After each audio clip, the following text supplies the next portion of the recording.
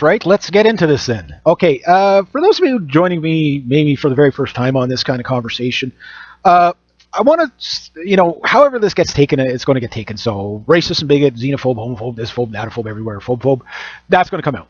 I get that. But this is really not about one group better than the other group or anything like that. I never sold it as that idea of my endorsement of it, and I don't necessarily endorse, supremacy at all. And one of the things that comes up, and the reason why this is so important to pull out first, is because what you have to look at is when we're talking about preservation, not supremacy, but preservation, it can come off as supremacy. Meaning that if we're talking about the alt-right islands, which this is going to be more probably about a strategy than anything. Well, it'll come out however it'll come out. But that it's, okay, well, it sounds like you're not being inclusive, which you're right. It won't be inclusive. It can't be inclusive. The whole point of preservation of a race is, exclusive, right? It's going to be probably done by DNA, for certain matches, for example, green eyes and red hair, most rarest people on the planet. So those people are probably going to get an island to themselves. Blue eyes, blonde hair, they'll probably get an island to themselves. Other groups, whatever, and then you might have like a kind of a mixed, Europoid islands, if I said it right, type of thing. So I look at this as strategy because of what's coming around the corner, and what's already here now. Like, there's a lot of people in the States, and particularly in the alt-right and stuff like that. Now, I don't necessarily endorse the alt-right as an alt-righter. I don't really view myself as an alt-righter per se.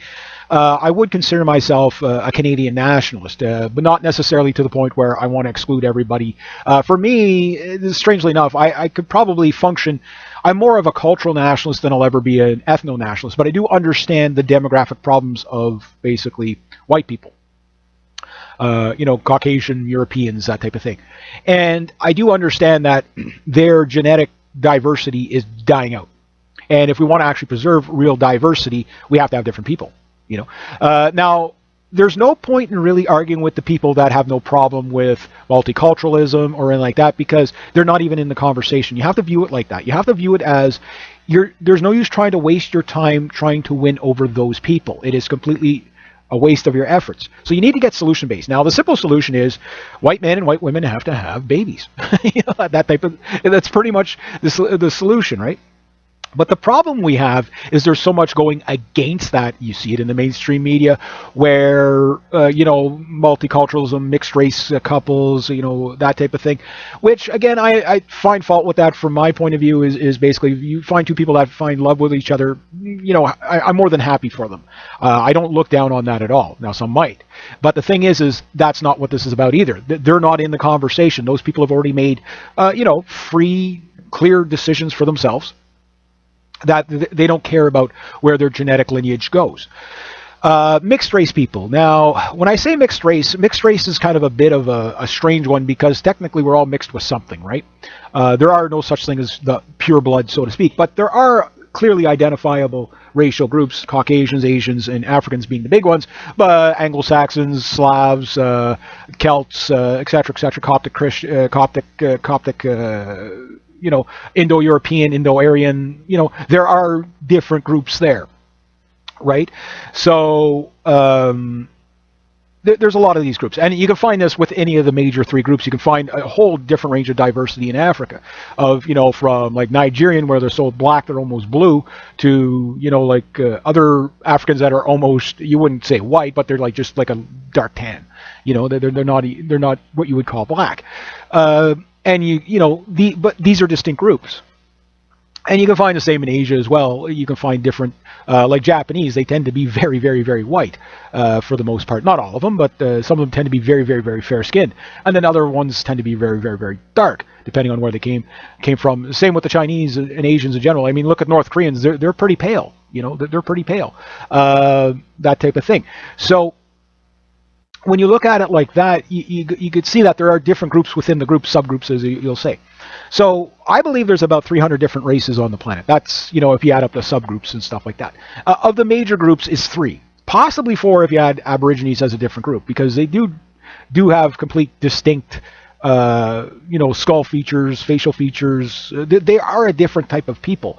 It's very clear. Almost everything about them is different, which makes them very unique. But also it makes them, a group of people that you probably, want to make sure that you can preserve, that type of thing. And you can find this with other groups throughout the world.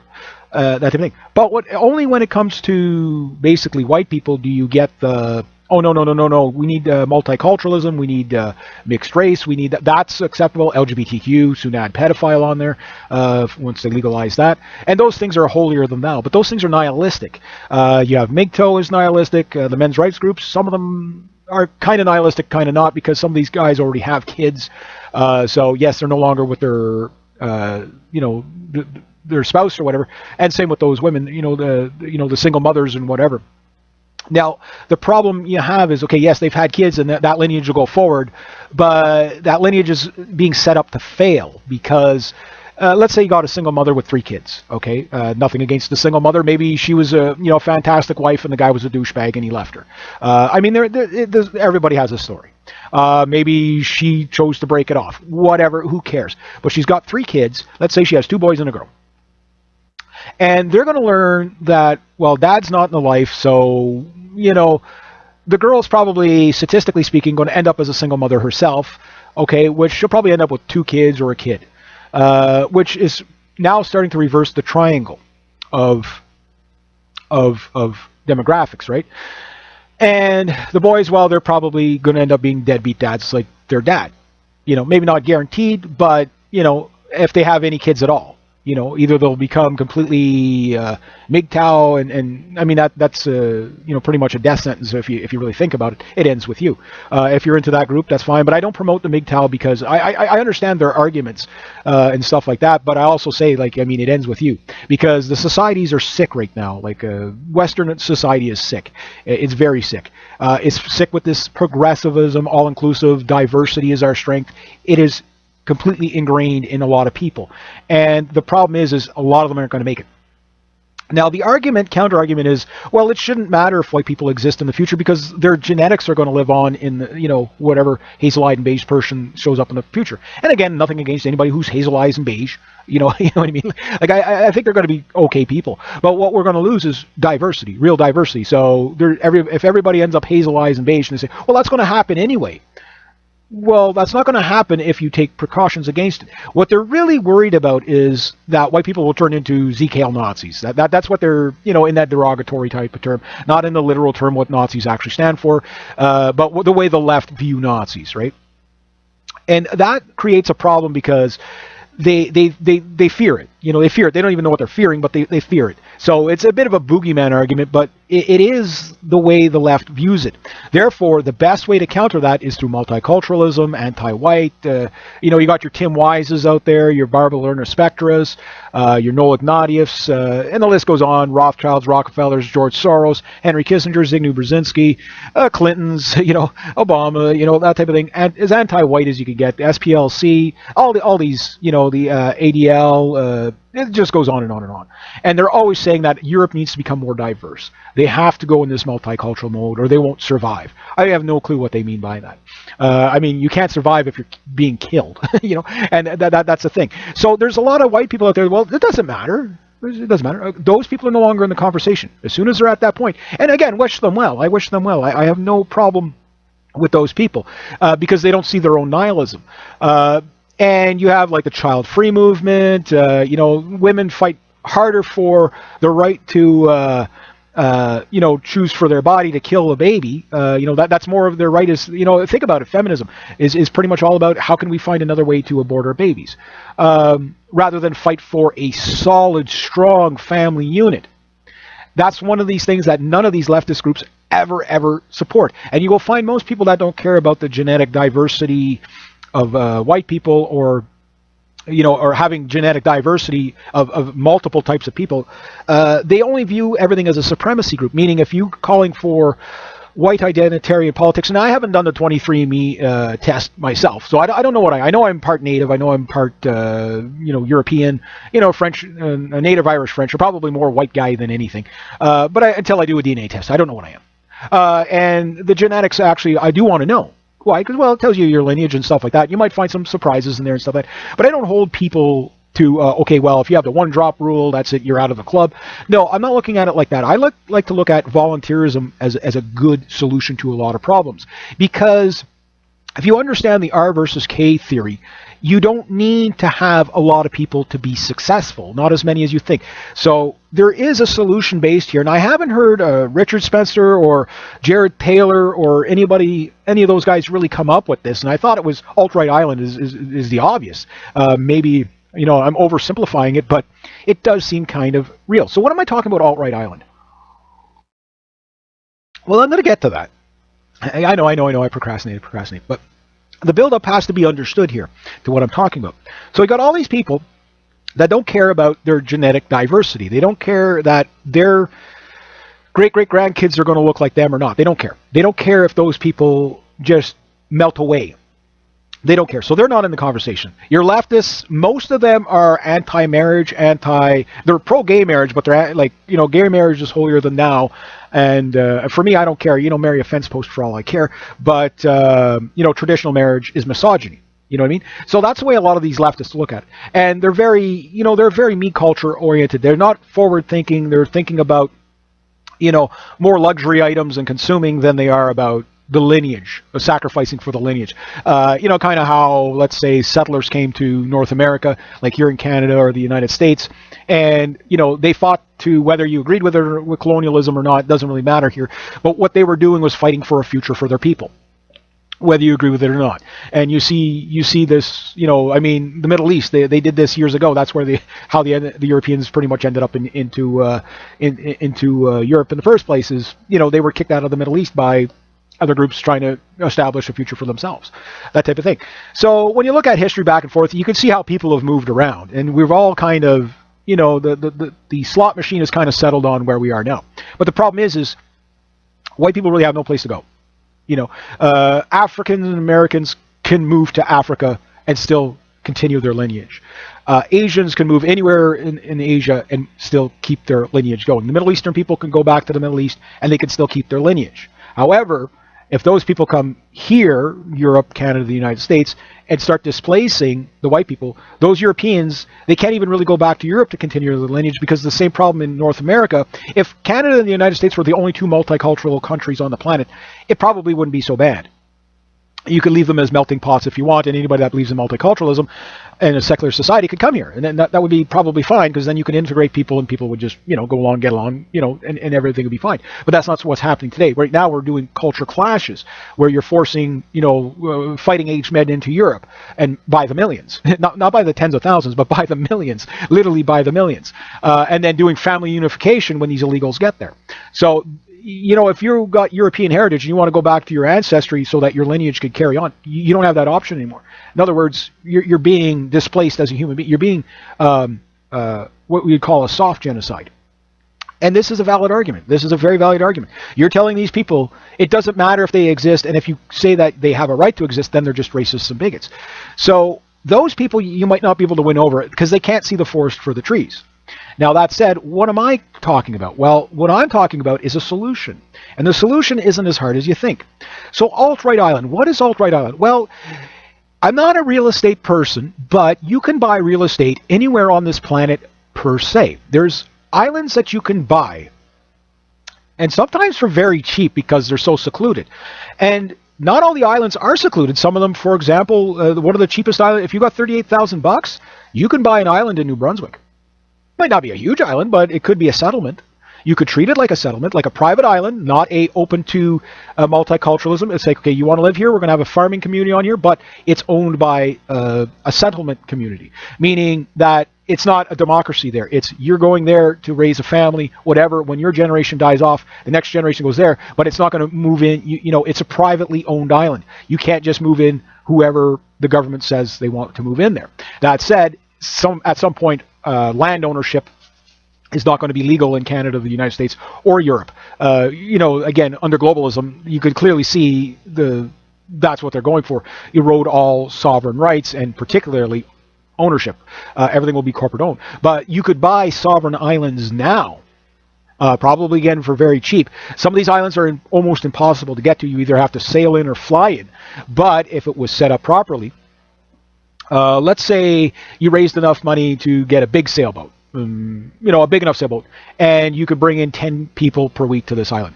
And you would pick genetically different people for different islands, because you're probably going to need a few so you can keep the bloodlines. Okay, here's one big island that anybody that's white can go to. Here's another island that only blondes and blue eyes go to, red hair, green eyes go to, whatever, feature, goes there.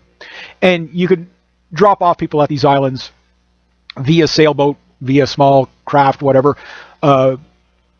You raise a whole bunch of money, okay, and you're going to basically paratrooper people into these islands. You got some sort of a, kind of a cargo aircraft that just basically, put extra drop tanks on it. You fuel it up, you rent it out. They open the back door, people just parachute out. And they land there, but they don't just land there as people with nothing to do. They have a purpose. Their purpose is, and what I would recommend is husbands and wives go there first. The reason why you don't want to just have men and women just randomly showing up is because now you have to play matchmaker when you're there, and that has too many variables and odds in it. But okay, a couple of minimum 4 years with no kids. This is very important that they have no kids at this point, because if kids are going to grow up on the island, you don't want to be taking children out of the environment they're already in. Okay, because, well, maybe you do, but because you won't need the island for that. You've already got those kids. You just need to move them to a small town somewhere and conjugate there. So you could substitute the island for some people. You got the people talking about the Northwest project or whatever. Something like that. Okay, well, we know, the big inner cities is all multicultural. You got 3 white kids in the class, and the other 22 are from wherever. Okay, fine. Those kids they've lost identity. They're going to lose identity there. There's probably no one majority group there, but the thing is none of them are going to have a solid understanding of their history and their identity. So you take those 3 kids, they move to the countryside into a town that's more homogeneous, and you work as a community that way. And in that community, okay, let's say it's a farming community, which is a good idea because you can make a lot of money in farming. They exist not as individuals. The property will be bought by, it would have to be like an alt-right foundation. And, you got guys like American Renaissance, you got Jared Taylor, you got Richard Spencer. These guys raise a lot of money. They raise a lot of money for speaking, but why not raise a lot of money to buy a farm that you have basically... with the goal of, you go there, you work, you'll get paid and whatever, but the profits from that farm, a percentage of it goes to buying alt-right islands. Now, the islands, again, however you get the people there, you get them there. And as you make more money here, you set up an economy there. It's very easy to set up an economy. A lot of people think it's difficult, but they make, okay, first off, fiat currency. Is it a scam? Yes. But can you use it? Yes. Why? Because all you have to do, you don't even have to have a computer to do this. Let's say Bob and Jill make it to the island. Okay, Bob and Jill are a husband and wife. They've been married for 4 years. They love each other. They want to see, their lineage go on, and whatever. Jill has red hair, green eyes. Bob has red hair and blue eyes. Okay, fair enough. They're close enough. We know what their kids are going to come out like. And the reason why I use them as an example, because I'm using more rarer people. They're not super rare, but they're rare enough. So we know Bob and Jill is not going to populate the planet, but maybe the other 5 Bob and Jills that are on the planet, they're going to have to use prearranged marriages with their kids, but they're going to have, say, 3 kids each. 2 to 3 kids each. 3 kids so they can grow their population. Depending on the size of this island. Maybe this island can take 20,000 people. Okay, well, you're going to have a lot of Bobs and Jills coming in. Now, when they're there, they're going to have something to do. They're going to have to build an island. They're going to have to build an infrastructure. Now, they're going to have to be supported by the outside world in order for this to happen, because there's going to be nothing on the island for them. So we send them in with not just the basic necessities, but we're talking research equipment, telescopes, medical equipment, tooling, means of generating power, wind, solar, etc., and we keep building on that. And then hook them up to the internet world. If some of these people can do internet jobs, raise money. They raise money for the island. They could take a little chunk of it for themselves, for their labor, but it raises money for the island. Let's say we take a US dollar. Okay, well, we take that $1 and then we get a piece of paper, say, well, Jill worked 4 hours this week and she gets 4 credits an hour. Bob works 4 hours a week. He gets 4 credits an hour. So now they take that and they could, basically it's no different than having a bank card. You have, your weekly payment card from your whoever the employer is going to be, marking it down. You'll have somebody, a supervisor and stuff like that, tell me your hours worked, whatever, and the honesty system will work. So those people can function on the island with a kind of economy. Couple of months later, maybe a year later, they've got their own printed currency, whatever it could be, or they could just stick with digital numbers on a computer screen. What difference does it make at that point, right? Like, it really doesn't matter, because of the concept isn't about, competing on the world stage. It's about just keeping things moving there. Or they can go egalitarian, whatever. It doesn't matter. The point is the children. How they get there, who cares? But to set things up for that, that's where the outside support comes in, so that people, number one, will have to have a means of getting back and forth to the island. Well, to buy a big freighter for these islands would be millions and millions and millions of dollars, possibly billions. Impossible. But a 70-foot yacht sailing back and forth once a month, twice a month with supplies could be more than a lot. That'd be very simple, very economic. Almost all the power could be coming in wind and solar. And you could use older technology. Like, the technology exists, you just have to put it there. I mean, you build your own radio tower, and maybe the next island's 1,000 miles away, whatever. But you can use those radio waves to get to that island. You know what I mean? Like, the technology exists. Maybe you have to build a relay or something in between, whatever. But you could use shortwave communication, that type of thing. So now you've got communications between islands, and they can trade ideas. The other thing you would have is, like, people taking down, like, for example, all the history books from as far back as they can. All the school books, all the history books, write it all down. With computers, we could put terabytes on a computer, right? So we do that. So there's going to be some money invested, but most people could probably come up with enough money just to get themselves to the island with enough supplies for themselves. Now, there would be some sacrifice. Yes, some people would probably not like the island life. This is why you would want at least, an island that could fit a few hundred people at a time, so that particularly for natural disasters, you want to make sure geologically the island isn't going to sink into the ocean or be so shallow that the next tsunami just takes everybody out.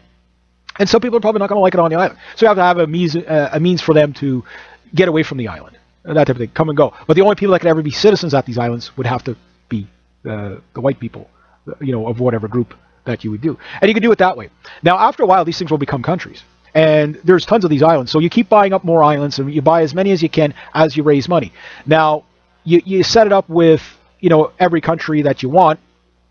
And next thing you know, you're basically colonizing all over the place. And before you know it, you have a federation. You're going to have a federation within a year, 2 years. Heck, you might even have a space program within 4. That type of thing. It's all depend on who you pick. So how many people do you need to do this? Well, here's the deal. With only 11 people, you can have, mind you, with a lot of prearranged marriages, and there would have to be popping out a lot of kids in order to do this. And this is not all about popping out as many kids as you can, because that's not the goal here. The goal here is quality, not quantity.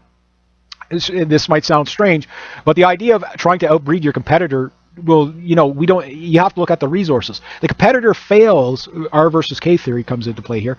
The competitors, such as the Africans in Africa, the reason why they're starving to death is because they have too many kids they can't feed. But the reason why they have so many kids is that 1 or 2 might make it through.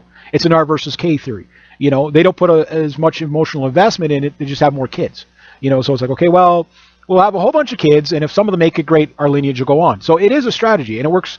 Strangely enough, it actually does work for the African continent, and it makes sense for them to do that, because if they were just to have one kid and that kid didn't make it, that's the end of their lineage, right? So we're getting a little bit perched here. So that type of thing. Now, on an island nation, you don't want to overpopulate the nation too quickly. But with just 11 people, I would round it up to 12 just so you could have, 12 couples or even 10.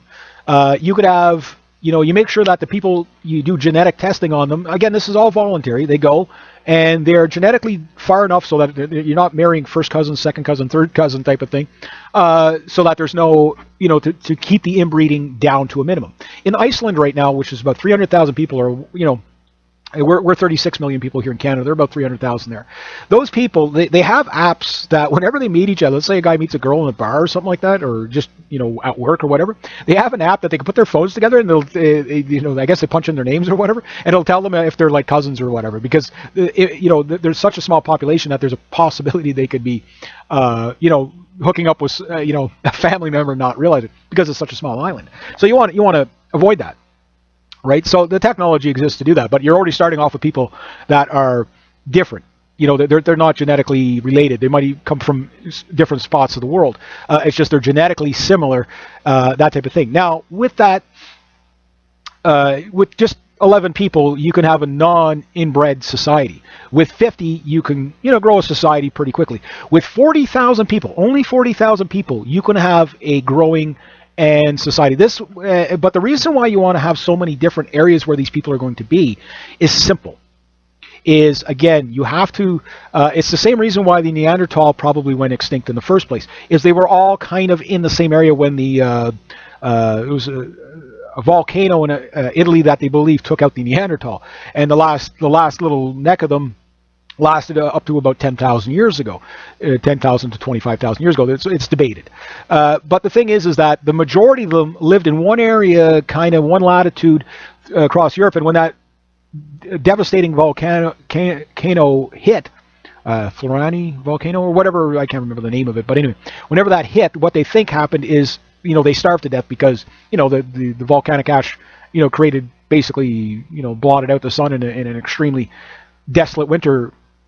It killed them all. Well, if you put 40,000 people on one island and something bad happens to that island, Bermuda, for example, Bermuda is sitting on a column about 1,400 feet from the ocean floor up, and it comes up to like a stem. It looks like a dandelion if you see it from like a side view. It looks like the Bermuda looks like a dandelion. So you got this island looks kind of top heavy, sitting on this big column. But someday that column might just sink into the sea. It will happen so fast you won't even know that Bermuda disappeared until somebody goes try to find it.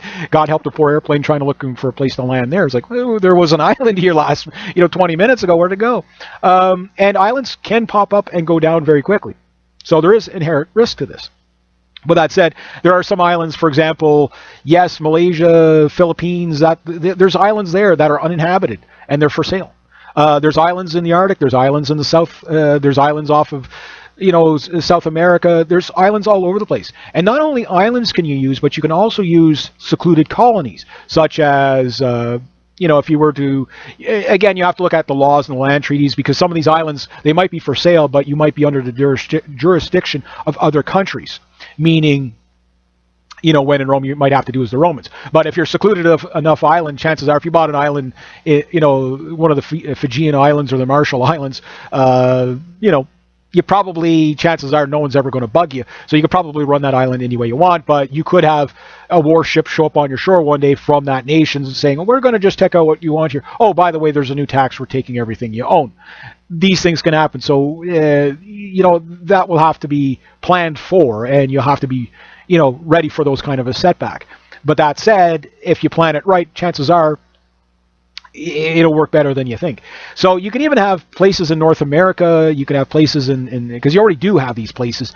It's just to fill them up. Right now, with the laws in the States, I'm sure the laws are changing slowly here in Canada, is, for example, a lot of the prairie nations were very, very homesteader white people and natives for, up to about 40 years ago. Now it's being flooded with basically Middle Eastern people, Asian people and stuff like that. BC is an example of this.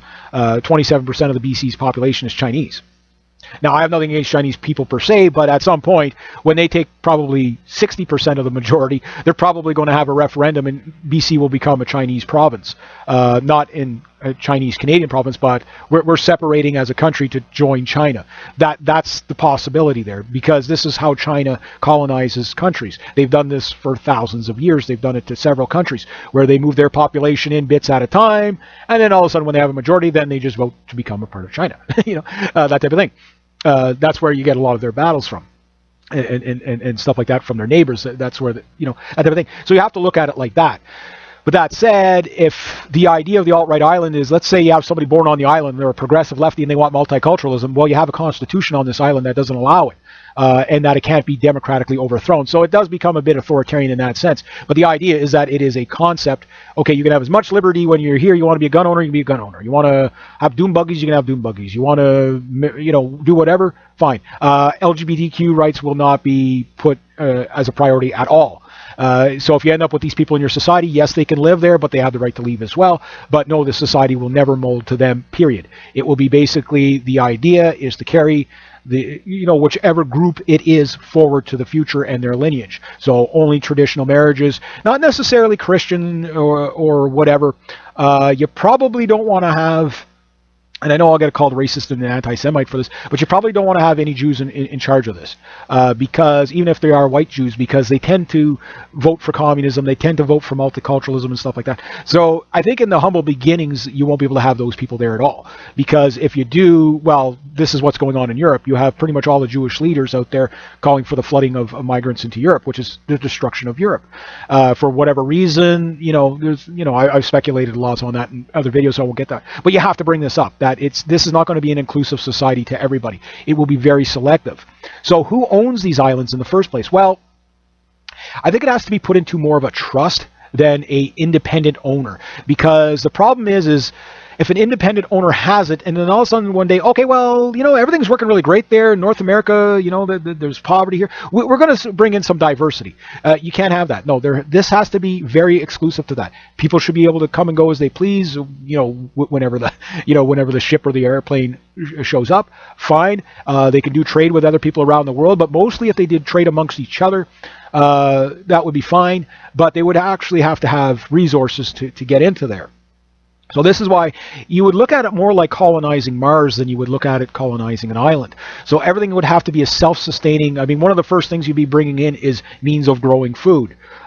You'd have a very selective agriculture. There would probably be a population limit you could have per island, obviously, that type of thing. So sustainability has to be priority number one. So this isn't going to be just for anybody and everybody that passes a DNA test. This is going to be very selected-minded people.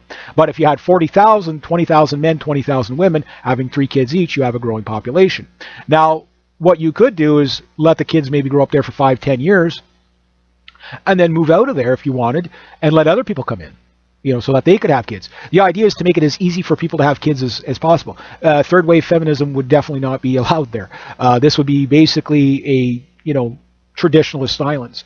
And in those islands, you could document all kinds of medical stuff. You could probably even do like Cuba, do medical tourism, all kinds of stuff like that. Humble beginnings. So the people that you start with could be probably of average, but not so average that they can't get anything done, that they're just, okay, well, just give me a job and I'll do it. No, these got to be very innovative people, the smaller the group is. So 40,000, you can have a group of people of average that will lead to a lot of extraordinary, because they will be on an island. The only thing they have to do is, okay, well, this person is an astronomist, this person is a doctor, this person is a geologist. Whatever they're going to be, they'll do there.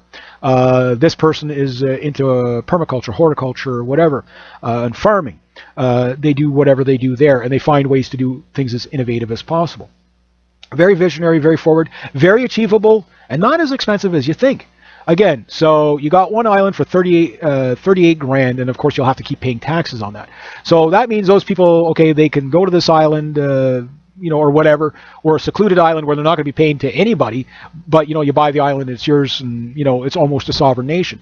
But once you get enough islands, let's say you can get 10 islands in a row that are owned by a group of people, and you can get enough people on there, well, then you can make a claim for sovereignty. Maybe you can cut a deal with whatever nation you're buying this island from, saying, we want to treat it as a sovereign nation. We'll have, terms and agreements that, okay, well, no, we can't, infringe on your sovereignty, whatever deals. These things could be done over time.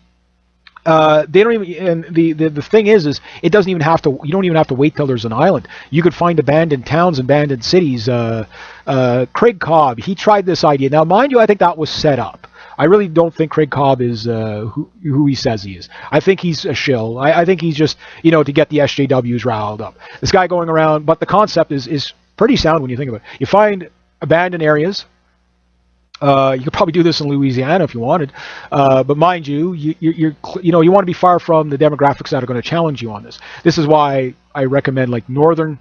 Like there's some islands up past Baffin Island if you wanted to go there. It's just you would have to be able to tolerate 24-hour sun and dark, and you would also have to tolerate extremely cold winters, that type of thing. So we're talking again like colonizing Mars here. Some tropical islands, not so bad, but you might have to deal with storms, floods and hurricanes and whatever. So again, you'd have to be able to battle harden yourself against that. Property in the middle of a province somewhere like mid-Quebec, somewhere in the Boreal Forest. A place where you can only fly in or fly out of with a helicopter like these northern communities. Well, you're never going to have buses of George Soros people going up there to protest you. In fact, most people would probably not know you even exist. And you could start from there, still work within the economies of what's here now. Take that money to buy resources to send to these, again, eventually each island has its own, owned airplane and mechanic and a means of making its own petrol, which is, again, not as impossible. You don't need to have a big oil reserve to make your own fuel. You can make biofuels. Biofuels might take a little longer to make, but you get the idea is that you can become energy self-sufficient, but it has to be very well organized. We don't have stuff that's very well organized now. It's a bit of a free-for-all right now. But these self-segregating societies is what's going to lead to a future. It's not about hatred, it's about preservation. Now, there might be some hate groups in there. There's no doubt about that. But this could work for any identity. So let's say we'll use Black Lives Matter. Well, these people, they hate white people so much it's not funny. Why not give them a spot where they can be? Say, okay, there's no white people here, you guys rule yourselves. That's fine. But you give them the caveat, when you're on your own, you're on your own. You can't say, well, you owe us this, you owe us that. Think of it like native reserves. The same kind of concept, but a little bit more organized. Instead of waiting for the government to hand you stuff, what you're doing is with your own group, you have people that work for your group and just for your group. The Jews do this already. This is why Israel is able to get where it is because, of things like the Balfour Declaration and stuff like that. So really, you're not reinventing the wheel here. You're just kind of going over what's already done. And the easiest way to get this ball rolling is to start with the cheapest islands, buy them, and most of these cheap islands, sure, they're not that big. So again, okay, a 38,000 2-acre island, you're not going to have 100 people living on that, but you might have 4. And you might be able to turn that island into some sort of a business. And with that, you can use that as a stepping stone to fund other islands. Some islands might be so desolate and so far away from humanity, they might actually be free.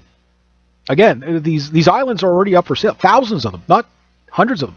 So if you had, okay, well, we need to spread out 40,000 people of each type, let's say a total of 400,000 people.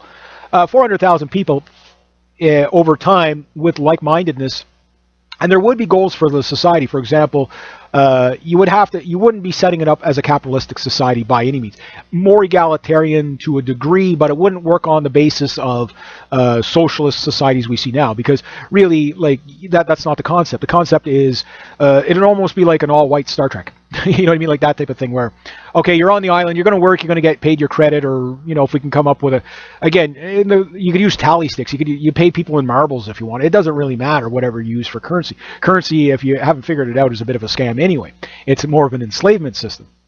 But you could say, okay, well, rather than having a gender studies government worker, you have somebody working on how do we get a man onto the moon? How do we get somebody to Mars? How do we create a year-round food supply in the Arctic, et cetera, et cetera, et cetera. And you can share this technology, you can sell this technology, but basically you make a technology-based society that's only about self-sustaining these islands for 90% of it, and then the other 10% for goods and services to export. Very easy to do. And so much, for example, let's say you have a violin maker or a watchmaker on the island.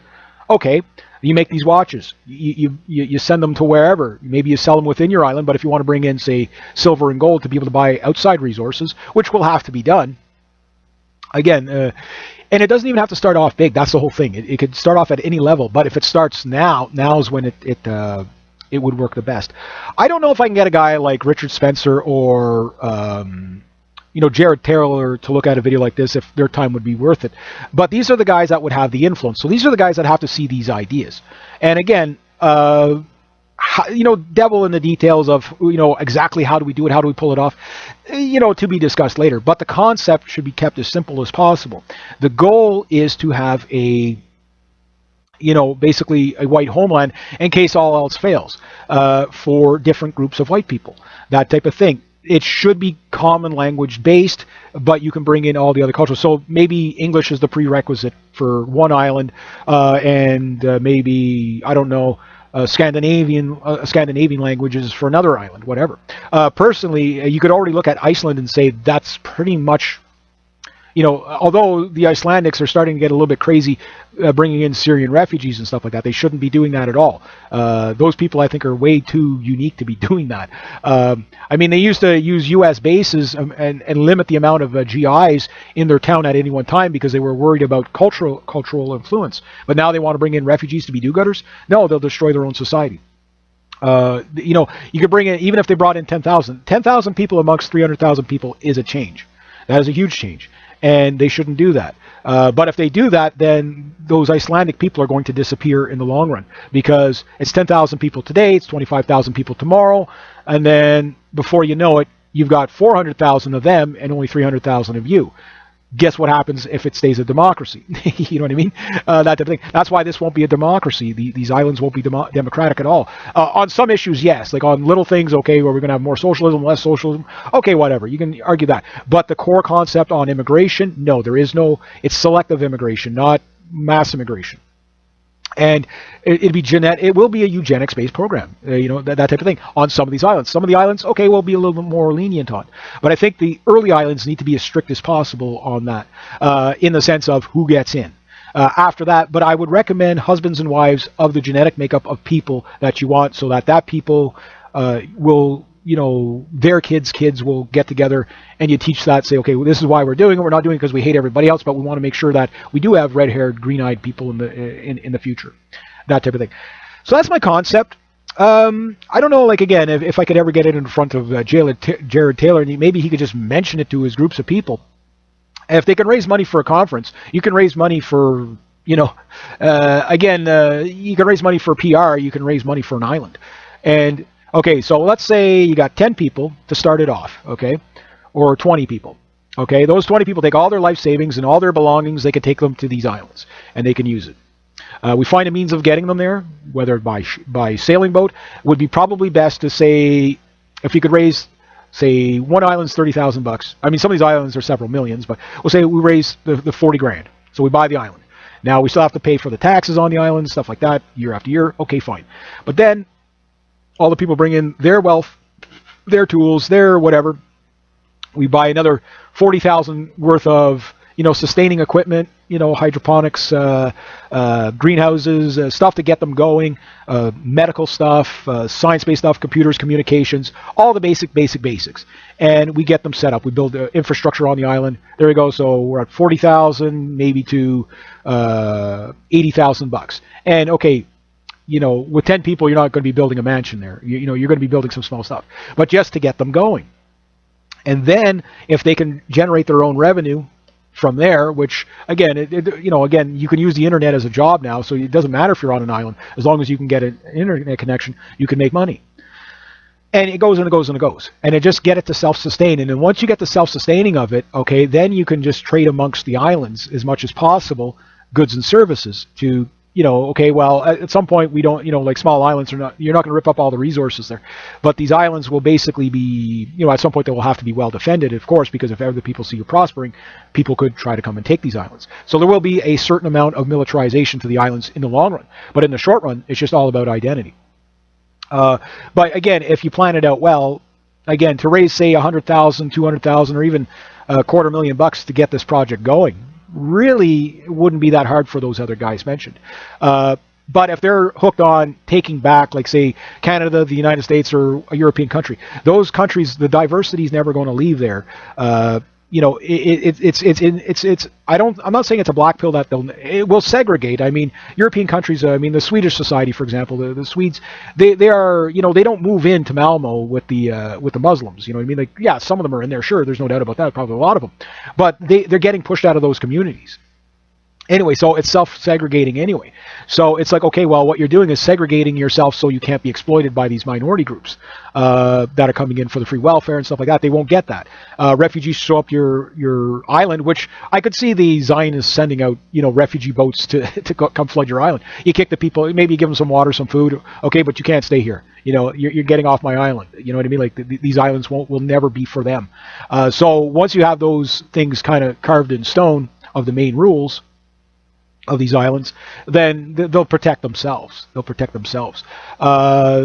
the best way to do that is through the education system on the island, to make sure that you're not trying to get people to hate other people. Like if you want to see, the pyramids, go see the pyramids and then come back, or if you want to move away, you want to live in a more multicultural society, by all means move away. But as soon as you move away, you're giving up your spot for somebody else, that type of thing. These things I think can be easily achieved. Maybe not simply achieved, but the concepts are simple enough. But the most thing you're doing is you're setting up the family nation future. So you're going to have stability on these islands anyway. That's why, for example, at first I thought, well, it would probably be good to get a whole bunch of, of these alienated men in society just to go there and start building the society, which would be good because they would build a very quick society. You got all these men that they got no wives, they got no the MGTOW types, whatever. Okay, they're going to go there, they're going to do whatever. But then you got to, okay, let's flood in some women and then hope some relationships happen. But you've got people that, many of these MGTOW guys, they're misogynists. They don't want women anyway. So you've got all these people consuming on this island, maybe set up a hell of a society, and they'll probably set it up much faster because, bored men will build things.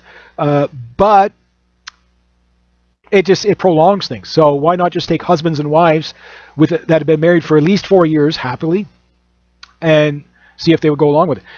Voluntary only. And of course, voluntary with genetics. Now, how loose can you be with the genetics? It depends on what you're trying to accomplish. Again, some islands you could be, okay, well, you've got a guy that's, dark hair, brown eyes, light skin. He's obviously white, but he's, with a blue-eyed, blonde-haired girl. Okay, they can go to this island. Or, he's blue eyes, blonde hair, and she's, brown eyes and black hair. But she's clearly European. White, that type of thing. Okay, they're both white. Okay, so whatever. Fair enough. You could say, okay, well, we'll allow that on the island because the ideals are good with these people. They'll keep the ideals going. So we're not too worried about the genetics on this island. But over here, blue eyes, blonde hair only. Over there, red hair, green eyes, red hair, blue eyes, whatever. Over there, brunettes only. That type of thing. So you could do it any way you want. It really doesn't matter, and it doesn't have to be one group doing this. This is the whole thing. Any group can do this. Not saying that there should never be any multiculturalism or anything like that. I'll just end on this. I'm a man who can function in a multicultural society, providing everybody is culturally similar. Meaning, they speak the same language. They operate in the same kind of manner. Where I'm having the problem is that culturally, if people are too alienated from each other's ideals and beliefs, which you're seeing it with the flood of Islamic, basically the Islamic Caliphate going into Europe. That's just simply not going to work. That's going to lead to war and death and destruction. And I don't want to see that for my friends, my family. I don't even want to see that for people that might want that stuff. You know what I mean? Because it's just misery, and we have enough of that on the planet. That's why I think homogeneity is really, and family nation future, which I promote so much, is the key to a stable society. Now, my realization comes on this from my point of view, and you could say, well, Reg, how big is your family? Well, I'm a single man, and not because I don't like women or like it's total opposite. If you watch my videos, you know I'm pretty much a male pig, and that type of thing. I wouldn't say I'm a complete chauvinist, but I like women and I don't apologize for that. That type of thing. But I also understand that it's very hard to pick a woman in this day and age when you don't have a culture set up for family nation future.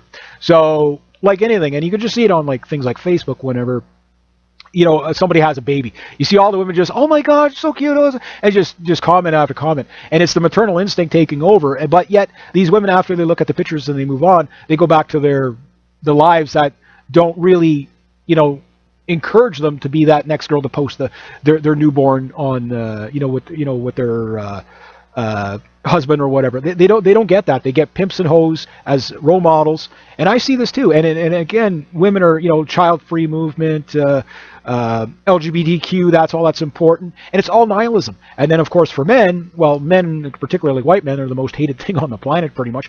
I mean, you've got these leftists that hate white men more than they hate ISIS. You know what I mean? Like it's you'd think that would be a no brainer, but it's. So those people aren't in the conversation, those people. But there are people that want this. And I think if you put like-minded people together in a homogeneous society, you will not only get a lot of prosperous, but you will definitely get family, nation, future. And if the island is dominated with laughing children and husbands and wives, I'm not saying there will be no bad things happen. I'm not saying there'll be no abuse or no split-ups or whatever, and every kid's going to be a saint. But you can see it again. I grew up in small towns. I know what small-town people are like. Yeah, there's problems. Everybody has problems, but most of the time you wouldn't trade it for the world because the people are usually so unified as a community that they get identity from it. And with identity, they can have they have a reason for the future. Right now, most whites are not given a reason for a future. That's why I think the suicide rates are so high amongst the whites, particularly white males. I mean, everybody's telling you how horrible you are all the time and how you owe everybody because of their misery, that type of thing. And then your own women have been turned against you. Well, yeah, I could see how that can lead into a lot of guys, opting out in the most violent way. And rather than taking other people, they take their own lives. And that's sad. But if this was something that, okay, well, let's say, well, after a while, okay, well, we have the island nations where husbands and wives went, put the foundation down, it works. Okay, well, maybe out of every 10 people, we have 2 or 4 single people. Try to match them up male to female. Because you don't want to have like 100, China, I'll use China, I'll end on China, where you got, for every 40 women born, you have like 100 to 160 men that are born. It's very tragic. Again, these men, their brides have been murdered on them because of the one-child policy. Very horrible. That's why these islands, you have to be able to manage the population. Okay, 1 child, 2 childs, okay, we can sustain this. This is our max we can get. If we start getting too many, well then, okay, yeah, you'll have to refer to that, or just get people to move away. And if you can get stable enough people to move away and colonize other areas, maybe, you never know, maybe new countries could form. But anyway, I'll leave it at that. So you guys tell me what you think of the concept. I'll probably do more on it. Again, either people will accept it or they won't. To me, these are ideas. It's the only way you're going to get. You can't have an all-inclusive, homogenous society. It just doesn't work that way, unfortunately. You really do need segregation. And that said, doesn't mean I hate anybody or anything like that, but I think if you had minorities of groups go off into different directions, you could preserve everybody, regardless of the race or whatever. But that's just my take on it. So anyway, if you like this kind of content, please consider making a donation to the channel. Links down below. Thank you so much to everybody who has. Hit that, rate, subscribe, share, comment, like. Be true to yourself, be true to others. Always do the right thing, and have yourselves a great day, eh?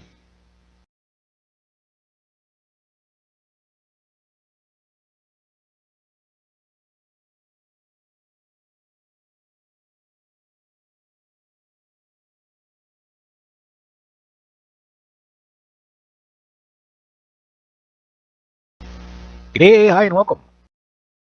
Alt-right, let's get into this then. Okay, for those of you joining me maybe for the very first time on this kind of conversation, I want to, however this gets taken, it's going to get taken. So racist and bigot, xenophobe, homophobe, thisphobe, natophobe, everywhere, phobophobe, that's going to come out. I get that. But this is really not about one group better than the other group or anything like that. I never sold it as that idea of my endorsement of it, and I don't necessarily endorse, supremacy at all. And one of the things that comes up, and the reason why this is so important to pull out first, is because what you have to look at is when we're talking about preservation, not supremacy, but preservation, it could come off as supremacy. Meaning that if we're talking about the alt-right islands, which this is going to be more probably about a strategy than anything. Well, it'll come out however it'll come out. But that it's, okay, well, it sounds like you're not being inclusive, which you're right. It won't be inclusive. It can't be inclusive. The whole point of preservation of a race is, exclusive, right? It's going to be probably done by DNA for certain matches, for example, green eyes and red hair, most rarest people on the planet. So those people are probably going to get an island to themselves. Blue Eyes Blonde Hair, they'll probably get an island to themselves. Other groups, whatever. And then you might have like a kind of a mixed, Europoid islands, if I said it right, type of thing. So I look at this as strategy because of what's coming around the corner, and what's already here now. Like, there's a lot of people in the States, and particularly in the alt-right and stuff like that. Now, I don't necessarily endorse the alt-right as an alt-righter. I don't really view myself as an alt-righter per se. I would consider myself a Canadian nationalist, but not necessarily to the point where I want to exclude everybody. For me, strangely enough, I could probably function. I'm more of a cultural nationalist than I'll ever be an ethno-nationalist, but I do understand the demographic problems of basically white people. Caucasian Europeans, that type of thing. And I do understand that their genetic diversity is dying out. And if we want to actually preserve real diversity, we have to have different people. Now, there's no point in really arguing with the people that have no problem with multiculturalism or anything like that, because they're not even in the conversation. You have to view it like that. You have to view it as there's no use trying to waste your time trying to win over those people. It is completely a waste of your efforts. So you need to get solution based. Now, the simple solution is white men and white women have to have babies. That's pretty much the solution, right? But the problem we have is there's so much going against that. You see it in the mainstream media where, multiculturalism, mixed race couples, that type of thing, which, again, I find fault with that from my point of view is basically you find two people that find love with each other, I'm more than happy for them. I don't look down on that at all. Now, some might. But the thing is that's not what this is about either. They're not in the conversation. Those people have already made, free, clear decisions for themselves, that they don't care about where their genetic lineage goes.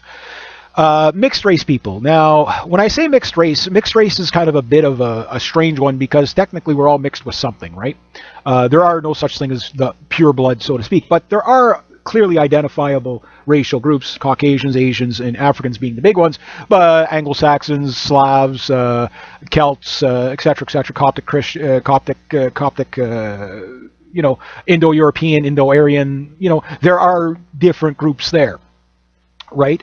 So there's a lot of these groups, and you can find this with any of the major three groups. You can find a whole different range of diversity in Africa, of from like Nigerian, where they're so black they're almost blue, to other Africans that are almost, you wouldn't say white, but they're like just like a dark tan. They're not what you would call black. But these are distinct groups. And you can find the same in Asia as well. You can find different, like Japanese, they tend to be very, very, very white for the most part. Not all of them, but some of them tend to be very, very, very fair-skinned. And then other ones tend to be very, very, very dark, depending on where they came from. Same with the Chinese and Asians in general. I mean, look at North Koreans. They're pretty pale. They're pretty pale. That type of thing. So when you look at it like that, you could see that there are different groups within the group, subgroups, as you'll say. So I believe there's about 300 different races on the planet. That's, if you add up the subgroups and stuff like that. Of the major groups is 3, possibly 4 if you add Aborigines as a different group, because they do have complete distinct, skull features, facial features. They are a different type of people. It's very clear. Almost everything about them is different, which makes them very unique, but also it makes them a group of people that you probably, want to make sure that you can preserve, that type of thing. And you can find this with other groups throughout the world, that type of thing. But only when it comes to basically white people do you get the, oh, no, we need multiculturalism, we need mixed race, we need, that's acceptable, LGBTQ, soon add pedophile on there once they legalize that. And those things are holier than thou, but those things are nihilistic. You have MGTOW is nihilistic, the men's rights groups, some of them are kind of nihilistic, kind of not, because some of these guys already have kids. So yes, they're no longer with their, their spouse or whatever. And same with those women, the single mothers and whatever. Now, the problem you have is, okay, yes, they've had kids and that lineage will go forward, but that lineage is being set up to fail because let's say you got a single mother with 3 kids, okay? Nothing against the single mother. Maybe she was a fantastic wife and the guy was a douchebag and he left her. I mean, everybody has a story. Maybe she chose to break it off. Whatever, who cares? But she's got 3 kids. Let's say she has 2 boys and a girl. And they're going to learn that, well, dad's not in the life, so, the girl's probably, statistically speaking, going to end up as a single mother herself, okay, which she'll probably end up with 2 kids or a kid, which is now starting to reverse the triangle of demographics, right? And the boys, well, they're probably going to end up being deadbeat dads like their dad. Maybe not guaranteed, but, if they have any kids at all. Either they'll become completely MGTOW, and I mean that's pretty much a death sentence if you really think about it. It ends with you. If you're into that group, that's fine. But I don't promote the MGTOW because I understand their arguments and stuff like that. But I also say, it ends with you because the societies are sick right now. Western society is sick. It's very sick. It's sick with this progressivism, all-inclusive, diversity is our strength. It is completely ingrained in a lot of people. And the problem is a lot of them aren't going to make it. Now, the counter-argument is, well, it shouldn't matter if white people exist in the future because their genetics are going to live on in, whatever hazel-eyed and beige person shows up in the future. And again, nothing against anybody who's hazel-eyed and beige. You know what I mean? I think they're going to be okay people. But what we're going to lose is diversity.